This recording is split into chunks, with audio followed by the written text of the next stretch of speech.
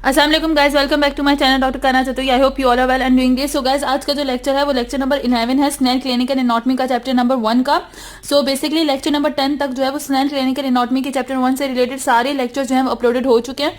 सो उन सब लेक्चर्स की लिंक जो है वो मैं इसी लेक्चर के डिस्क्रिप्शन में दे दूंगी ताकि आप लोग वो सारे लेक्चर्स भी जो है वो कवर कर सकें। इसके साथ साथ हम लोग लेक्चर नंबर 11 की तरफ चलते हैं। सो आज हम जो डिस्कस कर रहे हैं, पहले प्रीवियस लेक्चर में हम लोग स्केलेटल मसल से रिलेटेड हर इन्फॉर्मेशन डिस्कस कर चुके हैं। अब जो रिमेनिंग पोर्शन है इस मसल्स की, जो भी मसल से रिलेटेड जो डिस्क्रिप्शन दी गई है, डिटेल दी गई है हमारे पास स्नेल क्लिनिकल एनाटॉमी में, वो डिस्कस करें। Nerve supply of skeletal muscle, यहाँ पे सिर्फ जनरल इन्फॉर्मेशन दी हुई है nerve supply of skeletal muscles की, लाइक नर्व सप्लाई होती क्या है और कितने परसेंट मोटर होती है, कितने परसेंट सेंसरी होती है, ठीक है।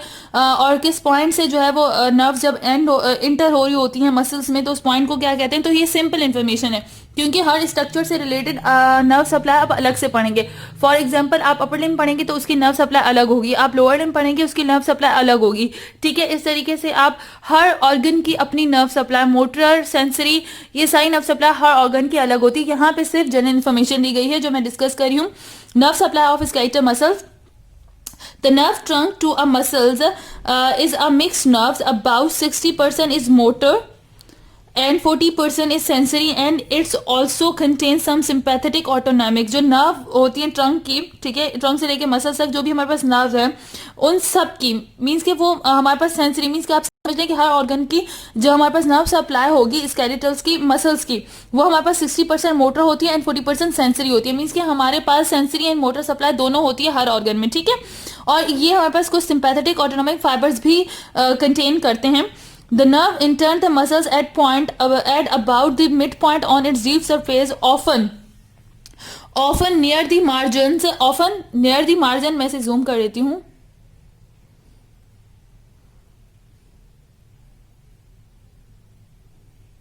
Okay.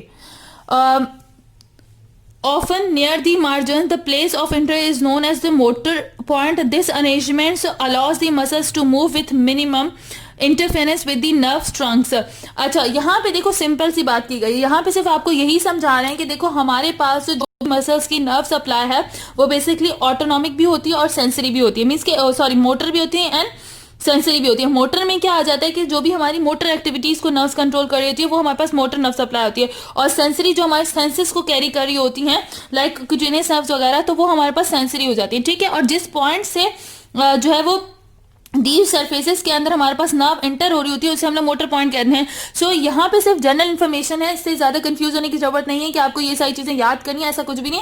ये सिंपल सा आपको कॉन्सेप्ट दिया है। आगे चल के जब हर नर्व से रिलेटेड अलग इन्फॉर्मेशन जो है वो कवर करेंगे ना, उसमें आपको ये सारी चीजें याद करनी पड़ेंगी। अब यहाँ पे एक और पॉइंट दिया गया है, naming of skeletal muscle. Skeletal muscles की नेमिंग किस तरीके से होती है, ठीक है। ये सब स्केलेटल मसल की जो नेमिंग है उसको डिस्कस करने से पहले ये जो क्लिनिकल नोट्स है हमारे पास वो मैं आपसे डिस्कस कर लेती हूँ। स्नेल का हर क्लिनिकल नोट अच्छे से किया करें क्योंकि इससे रिलेटेड आपके एमसीक्यूज भी आते हैं, ठीक है। सबसे पहले मसल टोन से रिलेटेड हम लोग इसकी क्लिनिकल, यहाँ पे ना 3 क्लिनिकल दी गई है, मसल टोन, मसल्स अटैचमेंट से related and muscle shape and form से रिलेटेड। सबसे पहले मसल टोन्स हम लोग डिस्कस करते हैं।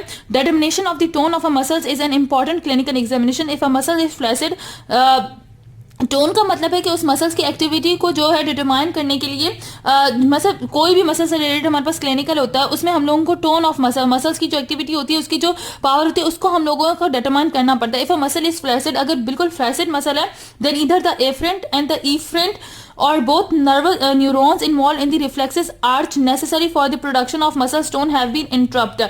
अच्छा, अगर हमारे पास मसल जो है वो फ्लैसिड है, ठीक है, फ्लैसिड फॉर्म में हमारे पास मसल है, मसल्स बिल्कुल जो है वो फ्लैसिड हुआ है, हार्ड हुआ है, तो आपको उस वक्त आपको पता चल जाता है कि यहाँ पे यहाँ तो इफरेंट नर्व्स हैं या एफरेंट नर्व्स हैं जो कि न्यूरॉन्स होते हैं, या फिर कोई भी न्यूरॉन्स होते हैं जो कि रिफ्लेक्स के आर्च में से रिफ्लेक्स एक्शंस करवाने के लिए मसल्स के लिए इंपॉर्टेंट होते हैं, मसल्स की टोन के लिए, वो इंटरप्ट हो चुके हैं। For example, if a nerve trunk to a muscle is severed, अगर मीन्स के अगर हमारे पास क्या है, नर्व ट्रंक टू मसल जो है वो सीवियर्ड है, both neurons will have been interrupt. So दोनों न्यूरॉन्स जो है इंटरप्ट होंगे। If poliomyelitis has involved the motor anterior horn cells at the level in the spinal cord, then innervates the muscles, the efferent motor neurons will not function.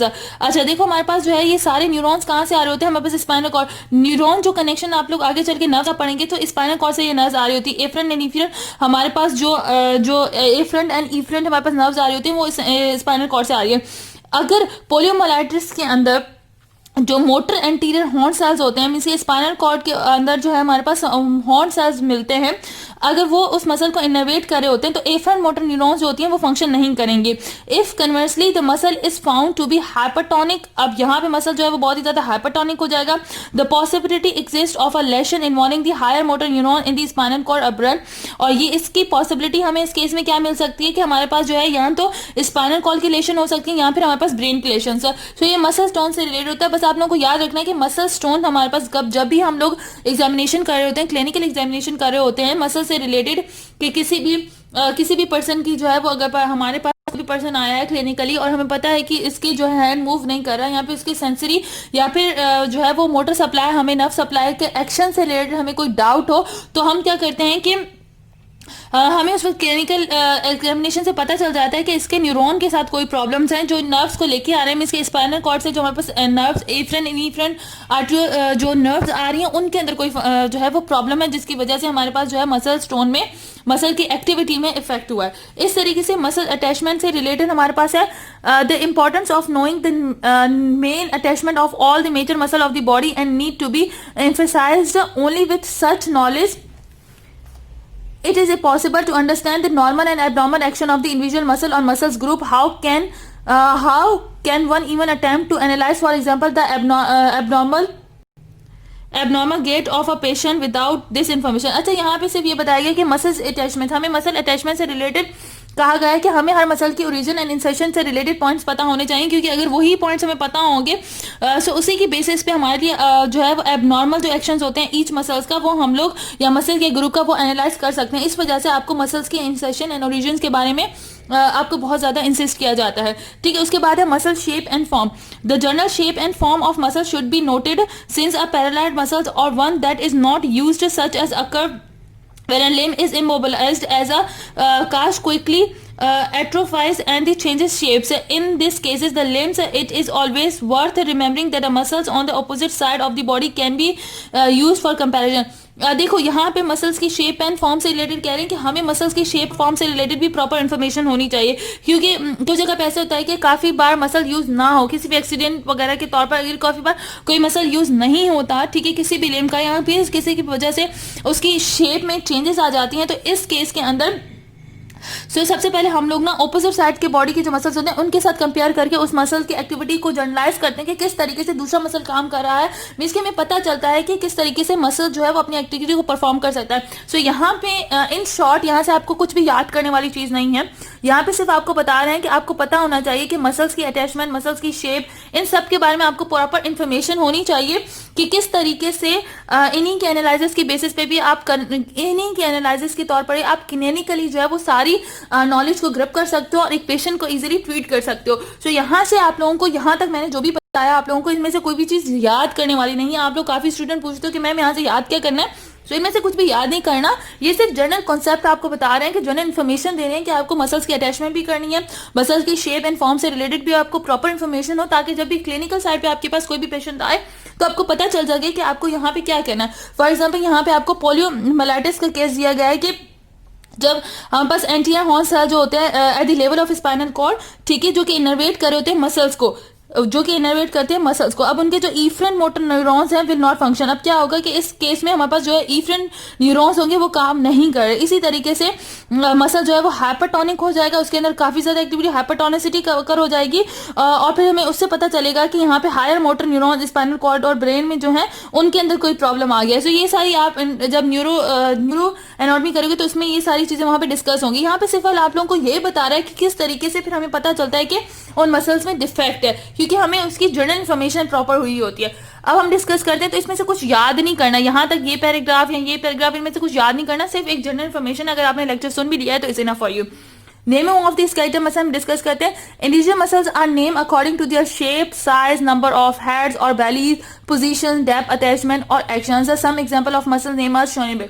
अच्छा, यहाँ पे क्या करें कि हर मसल को नेम दिया जाता है according to their heads, according to their bellies, according to their position क्या है, उनकी अटैचमेंट क्या है, डेप्थ क्या है, एक्शन क्या है। सो इस तरीके से जो है वो कुछ मसल्स को नाम, स्पेशलाइज नाम दिए जाते हैं जो टेबल 1.1 में है। सो हम इस टेबल के जो हमारे पास आगे चल के जो टेबल दिया गया है उसको पहले डिस्कस करते हैं कौन सा टेबल दिया गया है। सो आपको ये वाला टेबल दिया गया है, ठीक है, ये वाला आपको टेबल दिया गया है जिसमें आपको बताया गया है कि कौन कौन से हमारे पास जो है वो बेसिकली कौन कौन से ऐसे मसल्स हैं जिनके क्या क्या नाम है, उनको आपको मतलब डिफरेंट कैटेगरीज में उनको जो है वो डिस्कस किया गया है। सो अब हम इस चार्ट को जो हम डिस्कस करते हैं, सबसे पहले नेम्स दिए गए हैं, ठीक है, यहाँ पे आपको जो है सबसे पहले नेम्स दिए गए हैं, नेम्स के बाद आपको शेप, उसके बाद साइज बताया, नंबर ऑफ हेड्स एंड बेलीज बताया, पोजीशन क्या होती है, डेप्थ क्या है, अटैचमेंट क्या है, एक्शन क्या है। जैसे डेल्टॉइड मसल जो है वो अपनी शेप की वजह से बहुत इंपॉर्टेंट मसल कहलाता है, वो ट्रायंगुलर होता है। टीरीज जो है वो हमारे पास राउंडेड होते हैं, टीरीज माइनर, मेजर्स, डायरेक्टस, फेमोरस वगैरह जो होते हैं वो स्ट्रेट होते हैं। इस तरीके से हमारे पास मेजर जो मसल्स होते हैं, अगर जहाँ पे भी मेजर वर्ड यूज हो तो इस मीन्स कि वो लार्ज होते हैं। जहाँ पे भी लेटिमस यूज हो तो वो बहुत ही ज्यादा ब्रॉड आपको मिलेंगे, कोई भी लेटिमस, डॉर्सल वगैरह मसल्स याद हो, ठीक है, तो इसका मतलब वो बहुत ही ज्यादा ब्रॉड हो गए। इस तरीके से लॉन्गिस्मस अगर यहाँ पे हो, सो ये हमारे पास जब लॉन्गिस्मस वर्ड किसी के साथ आए तो इस मीन्स कि ये बहुत ही बड़ा है, ठीक है।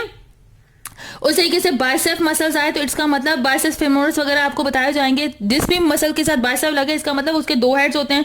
किसी के साथ क्वाड्रिसेप लगे तो हमारे पास वो मसल क्या होता है, क्वाड्रिसेप मसल जो होता है वो हमें बेसिकली आप लोअर लिम्ब में पढ़ेंगे तो उसके मीन्स के 4 हेड्स होते हैं। इस तरीके से ड्राई गैस्ट्रिक अगर मसल्स कहीं पे यूज हो तो इसका मतलब उसकी 2 बेलीज होनी है, ठीक है। इस तरीके से पेक्टोरियस मेजर एंड माइनर वगैरह दिए जाते हैं तो इसका मतलब जहां पे पेक्टोरियस मसल है आप समझ जाएं कि इसको पोजीशन के थ्रू नाम दिया गया, मीन्स के वो चेस्ट पे मिलेंगे। Supraspinatus above the spine of scapula, supraspinous means कि हमारे पास स्पाइन के ऊपर जो मसल मिलता है उसे हम लोग सुप्रास्पाइनस मिलते हैं। सो ये स्पाइन के ऊपर जो मसल देगा उसे हम लोग सुप्रास्पाइनस कह रहे हैं। ब्रेकियाई जो है हमें आर्म में मिलता है, बहुत इंपॉर्टेंट मसल है। प्रोफंडस हमें डीप, प्रोफंडस जब आप लोग ये डीप स्ट्रक्चर करेंगे वहां पे आपको अगर प्रोफंडस आए तो इस मीन्स कि वो डीप मसल है। सुपरफिशियल कहीं पे यूज हो इसका मतलब उसे डेप्थ के अकॉर्डिंग टू नाम दिया गया उस मसल को और वो सुपरफिशियल है। एक्सटर्नस है हमारे पास, इस मीन्स कि वो एक्सटर्नल हमारे पास मसल है। इस तरीके से एक्सटर्नल क्यूडोमेस्टॉइड मसल्स है, ठीक है, इसको अकॉर्डिंग टू अटैचमेंट इसका नाम दिया गया है, मीन्स कि फ्रॉम स्टर्नम से लेके क्लेविकल तक अटैच होता है। So from sternum and clavicle to mastoid process है। ये स्टर्नम और क्लेविकल के बेसिस पे इसको जो है वो हमें कौन सा एक्सटर्नल क्यूडोमेस्टॉइड मसल का नाम दिया गया according attachment. Coracobrachialis from coracoid process to arm. Coracobrachialis को क्यों हमारे पास इस मसल को ये नाम दिया गया क्योंकि ये मसल जो है हमारे पास कोरिकॉइड प्रोसेस से लेके आर्म तक जाता है। उस तरीके से एक्सटेंसर है, एक्सटेंसर मींस के जो एक्सटेंड करते हैं इनको एक्शन के तौर पर नाम दिया गया है according to action. Flexor means के फ्लेक्सर को फ्लेक्सस के तौर पर जहां पे कंस्ट्रक्टर है उनके वो कंस्ट्रक्ट करते हैं इससे। सो ये सिंपल के भाई ये वाले जब जहां पे भी डेल्टॉइड यूज हो तो आप समझ जाएंगे इसको उसकी शेप की वजह से ये नाम दिया गया। टीरीज जहां पे यूज हो, टीरीज माइनर होंगे, टीरीज मेजर होंगे। सो आपको पता होना चाहिए कि ये राउंडेड होते हैं इसलिए इनको नाम दिया गया। सो इसमें से कुछ याद नहीं करना कि आप लोगों को हो कि ये चार्ट याद करना है, ऐसा कुछ भी नहीं है। इसमें से एटलीस्ट कुछ याद नहीं करना, बस आप लोगों को पता होना चाहिए कि कौन कौन से मसल हैं किस तरीके से, क्योंकि ये जनरल इन्फॉर्मेशन दे रहे हैं। आगे चल के ये आप लोगों को मसल्स के बारे में पता होगा। आपसे कोई पूछे ना कौन सा ऐसा मसल है जिसकी 2 बेलीज होती हैं, आप बताएं डायगेस्ट्रिक मसल है। इस तरीके से आपसे कोई भी पूछे ना किसी के 4 बेलीज है उसके लिए कौन सा वर्ड यूज है, क्वाड्रिसेप। सो आपको ये जनरल इन्फॉर्मेशन दी गई है जो आप लोगों को यहाँ से याद होनी चाहिए ताकि आप लोगों को पता हो सके कि आपके पास प्रॉपर इंफॉर्मेशन हो naming of the skeletal muscle से रिलेटेड, ठीक है। सो आई होप यहाँ से जो है वो आपका ये वाला कॉन्सेप्ट जो है वो क्लियर हो गया होगा कि किस तरीके से आपको नेम्स दिए गए हैं डिफरेंट स्केलेटल मसल्स के।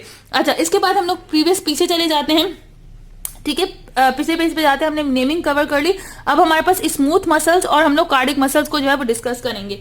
Smooth muscle and cardiac muscle को discuss. Smooth muscle consist of long spindle shape cells closely arranged in a bundle और शीट्स। अच्छा, जो स्मूथ मसल्स होते हैं बेसिकली वो लॉन्ग और स्पिंडल शेप सेल्स होते हैं जो कि आपस में अरेंज होते हैं बंडल्स की फॉर्म में या शीट में in the tubes of the body. It's provide the motive power for the propelling the contents through out the lumens. में से ये क्या करते हैं कि हमारे पास ट्यूब्स ऑफ द बॉडी में पाए जाते हैं, ठीक है। ये मोटिव एक पावर प्रोवाइड करते हैं, ठीक है। कंटेंट्स ऑफ जो भी content through the lumen move कर रहा होता है उसको पावर देते हैं। In the digestive system it also cause the ingested food to be thoroughly mixed with the digestive juices. Means कि ये हमारे पास फॉर एग्जांपल जैसे स्टमक के डाइजेस्टिव सिस्टम के अंदर जो हमारे पास स्मूथ मसल रन कर रहे होते हैं बेसिकली वो क्या करते हैं, वो हेल्प करते हैं इंजेस्शन ऑफ फूड को ताकि वो मिक्स हो सके और डाइजेस्टिव जूसेस उसके ऊपर एक्ट कर सके। A wave of contraction of circularly arrange fibrous passes along the tube milking the contents onward.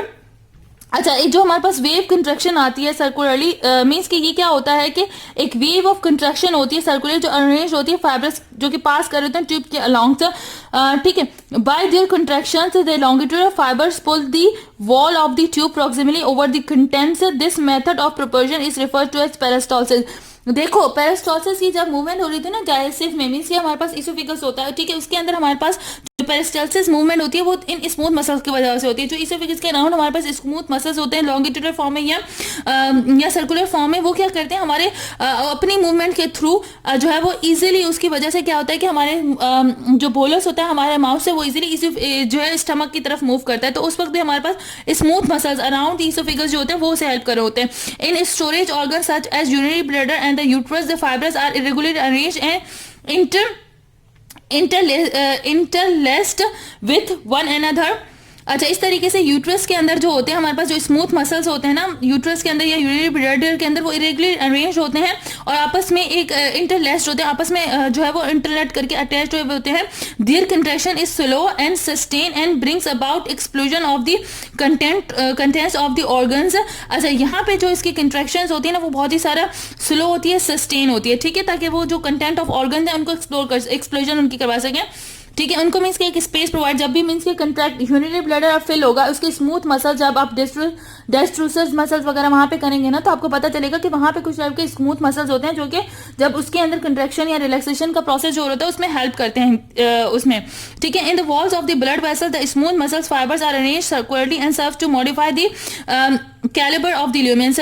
सो देखो, हमारे स्मूथ मसल जो हमारे पास जो ट्यूब्स के अंदर होते हैं, वह लाइक ब्लड वेसल्स के अंदर होते हैं, वो बेसिकली सर्कुलरली अरेंज होते हैं, ठीक है, ताकि उसके ल्यूमेंस को जो है वो क्या एक स्पेस प्रोवाइड कर सके उनको, उनके ऊपर जब भी हमारे पास आर्टरी प्रेशर वगैरह बढ़ता है या वेसल्स की बात करें तो वेसल्स के अंदर जब वीनस ब्लड वगैरह फ्लो होता है तो उस वक्त ये मसल बहुत ज्यादा हेल्प करते हैं। Depending on the organ smooth muscles fibres may be made up of contract by the local stretching of the fibres by nerve impulses from autonomous nervous और बाय द हार्मोनल स्टिमुलेशन। अच्छा, organ का भी depend करता है कि उसके जो muscles fibres होंगे वो किस तरीके से, मीन्स के उनके ऊपर किस तरीके से स्ट्रेस करेंगे, मीन्स के उनके ऊपर इंपल्सेस एटोनॉमिक किस तरीके से एक्ट करवाती है, या तो हार्मोनल स्टिमुलेशन होगी या नर्व सप्लाईज की होगी। सो ये सिंपल स्मूथ मसल से रिलेटेड है। यहाँ से बस आप लोगों को ये पता चलना चाहिए कि हर ऑर्गन में डिफरेंट टाइप के स्मूथ मसल्स होते हैं, ठीक है। उनका काम क्या होता है बेसिकली, वो अगर मैं सिंपल जनरल कॉन्सेप्ट में कहूँ कि स्मूथ मसल जो है वो आप उस ऑर्गन को हेल्प करते हैं ताकि वो अच्छे से परफॉर्मेंस कर सके, ठीक है, उसको स्मूथनेस प्रोवाइड कर सके। सो ये हर ऑर्गन में जब आप पढ़ेंगे ना, हर ऑर्गन के अलग स्मूथ मसल्स होंगे, ठीक है।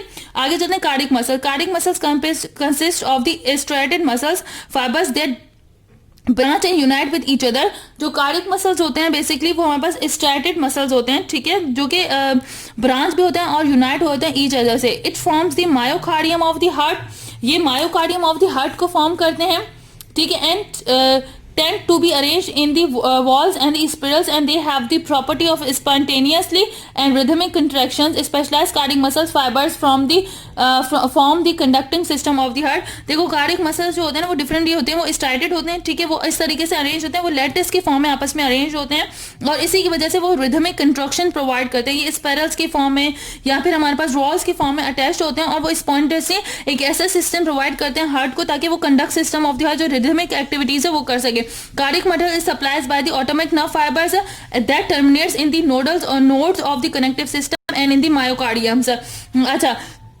ये कार्डिक जो भी कार्डिक मसल्स हैं ये मिलके मायोकार्डियम बनाते हैं हार्ट का, ठीक है, मायोकार्डियम बनाते हैं। और ये कार्डिक मसल्स जो होते हैं वो उन्हें ऑटोनॉमिक नर्व फाइबर्स होते हैं जो कि उन्हें सप्लाई कर रहे होते हैं, उनके एक्शंस को कंट्रोल कर रहे होते हैं। अच्छा, उसके बाद क्या है, necrosis of the cardiac muscle. The cardiac muscles receive its blood supply from the coronary artery. Cardiac muscles अपनी जो है वो नर्व सप्लाई कहाँ से लेते हैं, ब्लड सप्लाई कहाँ से लेते हैं, बेसिकली कोरोनरी आर्टरी से लेते हैं। A sudden block of one of the large branch of a coronary artery will inevitably lead to necrosis of the cardiac muscles and often to the death of patient. अगर coronary arteries हमारी block हो जाती हैं, किसी भी patient की block हो जाती है, तो उसकी वजह से नेक्रोसिस का प्रोसेस होता है, ऑपरेशन जो है वो डेथ की तरफ भी चला जाता है। So the one and most important thing जो मुझे आपको यहाँ पे बतानी है, सो ये सारी चीजें थी जो हमारे पास स्मूथ मसल, कार्डिक मसल्स और मसल्स की नेमिंग से रिलेटेड थी। सो बस मैं अगर आपको समराइज करके कुछ चीज बताऊं ना, तो मैं आप लोगों को कहूंगी कि यहाँ से आपने ये सारी चीजें लेक्चर सुन लिया है, ठीक है, लेकिन अब अगर फॉर एग्जांपल आपका कोई क्वेश्चन आ जाता है तो आप कैसे अटेम्प्ट कर सकते हो, या इन तमाम चीज़ों को हाईएस्ट लेवल पे आप किस तरीके से नॉर्मली अपने पास जो है वो मेमोराइज कर सकते हो। सो इससे रिलेटेड आपको जो जर्नल एनाटॉमी है बेरी चौरासिया की जो हैंडबुक है जर्नल एनाटॉमी की, ये मैंने आपसे कहा था कि बेस्ट बुक है रिलेटेड टू जो फर्स्ट चैप्टर है हमारे पास स्नेल का, उससे रिलेटेड। तो इसमें ना आप इस छोटी बुक में जाएंगे तो आपको यहाँ पे ना striated skeletal muscle, non striated smooth muscle and cardiac muscle से रिलेटेड आपको कुछ पॉइंट्स मिलेंगे, डिफरेंसेस मिलेंगे। ये डिफरेंसेस याद कर लोगे ना, सो आप लोगों को पता चल जाएगा कि जनरल इन्फॉर्मेशन स्केलेटल मसल से रिलेटेड, स्मूथ मसल से रिलेटेड और कार्डिक मसल से रिलेटेड जो जनरल इन्फॉर्मेशन है वो आपकी क्लियर हो जाएगी।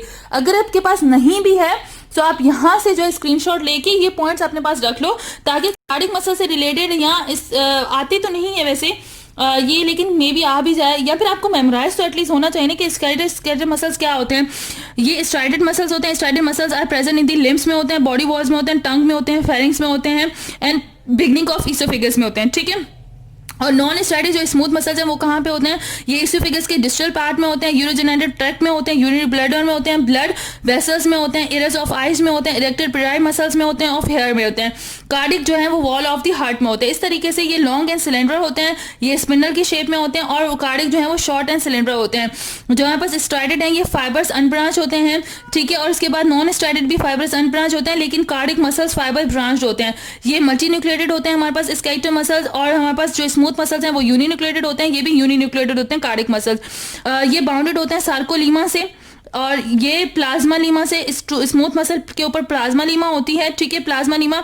और ये जो होते हैं बाउंड होते हैं बाय अ प्लाज्मा लीमा, दोनों cardiac and smooth muscle plasma Lima से बाउंड होते हैं, ठीक है। इसमें लाइट एंड डार्क बैंड्स होते हैं, इसमें भी लाइट एंड डार्क, जो इसमें स्मूथ मसल है उसमें light and dark bands absent होते हैं, लेकिन हमारे पास जो कार्डिक है उसमें फेंट लाइट होते हैं और डार्क बैंड्स प्रेजेंट होते हैं इसमें। अच्छा, जो मेन प्रॉपर्टी हमारे पास कार्डिक की वो ये है, इसमें देखो स्केलेटल में नो इंटरकैलेटेड डिस्क होती है, स्मूथ में भी नो इंटरकैलेटेड डिस्क होती है, लेकिन कार्डिक में intercalated disc present and a characteristic feature. इसका मोस्ट इंपॉर्टेंट पॉइंट ये है जो आपसे हिस्ट्री में पूछा जाता है कि बताएं कि cardiac muscle, smooth muscle and skeletal muscle में क्या डिफरेंस है, तो आप कहेंगे कार्डिक मसल जो होते हैं इनमें इंटरकैलेटेड डिस्क होती हैं, जो कि उसकी मेन कैरेक्टरिस्टिक्स है, जिसकी वजह से ही कार्डिक मसल्स में रिथमिक एक्टिविटीज परफॉर्म होती हैं। नर्व सप्लाई इसकी जो होती है वो क्रेनियल नर्व से आती है, इसकी भी ऑटोनॉमिक, जो हमारे पास स्मूथ है उसकी ऑटोनॉमिक नर्वस सिस्टम से आती है, और हमारे पास जो कार्डिक है उसकी भी ऑटोनॉमिक नर्वस सिस्टम से आती है, ठीक है।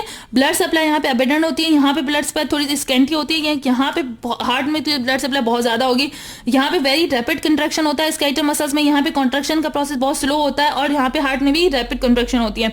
दे सून गेट फटीक, इनमें फटीक का प्रोसेस, थकन बहुत ज्यादा हो जाती है, इसलिए ज्यादा काम करते हैं, तो आपको पता है कि स्केलेटल मसल्स में सो फटीक जल्दी हो जाती है, स्मूथ मसल में फटीक ज्यादा आती है, and they never get fatigue. लेकिन कार्डिक मसल कभी भी फटीक में नहीं जाते, ऐसा हो तो फिर हार्ट पंप करना ही छोड़ दे।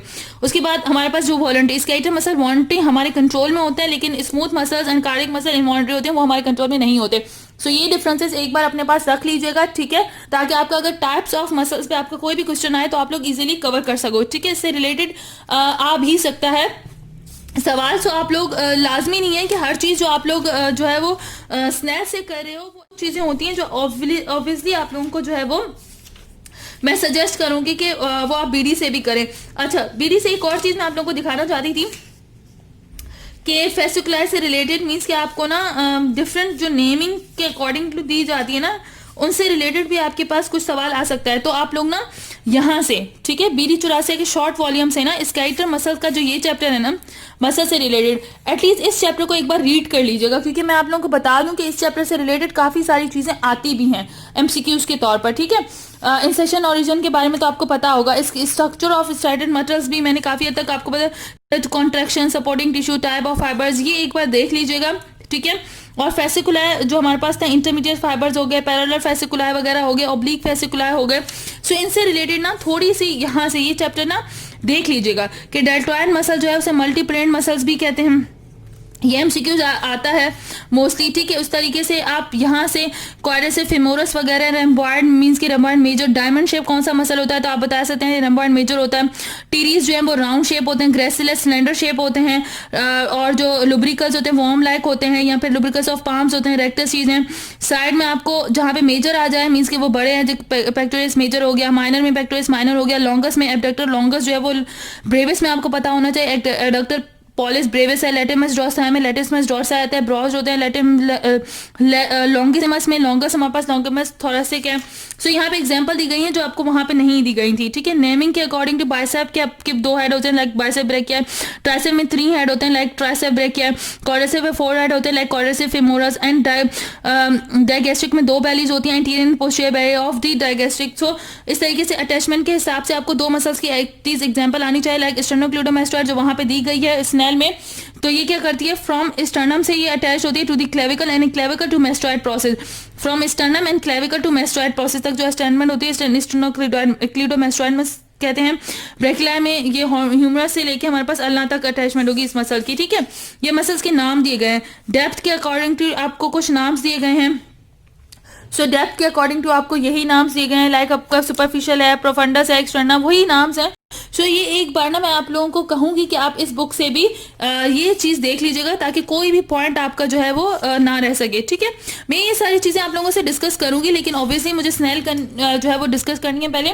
सो मैं डिस्कस कर रही हूँ स्नेल। उसके अलावा अगर किसी के पास ये बुक है तो मैं कहूंगी कि इसके साथ साथ जो इस स्केलेटल मसल की जब भी आप मसल से रिलेटेड चैप्टर पढ़ रहे हो, सो इस बुक का आप जो है जो हमारे पास मसल से रिलेटेड चैप्टर है लाइक चैप्टर नंबर 4 है, ये प्लीज पढ़ लीजिएगा, ठीक है। क्योंकि मैं आपको बता दूं कि यहाँ पे जो मैं आपको बता देती हूँ कि नेमिंग ऑफ मसल वाला टॉपिक यहाँ से जरूर कवर कीजिएगा, ठीक है। उसके अलावा जो स्ट्रक्चर है हमारे पास, स्ट्रक्चर ये वाला आप लोग लाजमी याद कर लीजिएगा ताकि इनमें से अगर कोई भी चीज आए तो आप लोगों की इजीली कवर हो। सो आई होप आज का लेक्चर आप लोगों के लिए हेल्पफुल रहेगा, ठीक है। इसके बाद हम लोग जो है वो नेक्स्ट लेक्चर में फर्दर टॉपिक्स कवर करेंगे। टिल देन अल्लाह हाफिज़ गाइस।